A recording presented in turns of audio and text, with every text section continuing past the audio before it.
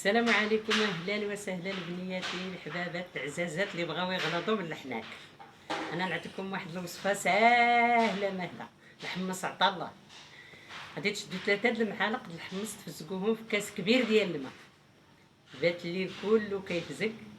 غدا نوضوا شربوا داك الماء وكلوا داك وتبقاو تنقبوا وكلوا داك الحمص كامل. الا بغيتو توليو البنات هما عندهم. وتبقاو تنقبوا داك الحمص بالسيف عليكم. لا بصح بصح وصفه يا امي جربها الصراحه، جربتها انا يا البنات، عطاتها لي امي وجربتها. والليله شوفي غير سميتو الحمص مفزق في كاس كبير ديال الماء، 3 المعالق كاس كبير ديال الماء، يفزق الليل كله لا غدا ليه. شربوا داك الماء ياكلوا يا البنات داك الحمص نهار كامل وانتم تنقبوا فيه. مدة اللي بغاو هما حتى كيشوفوا الوصفه واقيلا. انا المهم حتى شفت سميتو النتيجه بدات كتبان صافي وحيدتو. ايوا انتم المشاهدات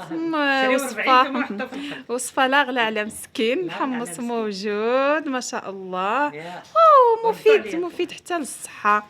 ايوا انتم امي عطاتكم اللي بغى يغلط دوك الحنيكات، امي عطاتكم الوصفه وبالصحه والراحه.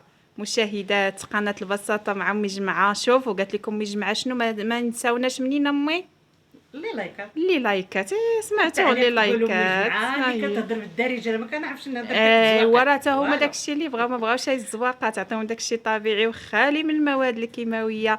هذا المحتوى ديال القناه ديالنا حبيباتي مشاهدات. امي جمعه كتعطيكم وصفات من القلب، وصفات ديال الجدات، وصفات طبيعيه بدون مواد كيماويه. ما تنساوناش راه بكم القناه غتطلع، وبكم حنايا كنشجعوا وكنزيدوا لقدام. شكرا لكم من القلب الخالص، والى اللقاء في وصفه قادمه ان شاء الله. في امان الله، والسلام عليكم ورحمه الله تعالى وبركاته.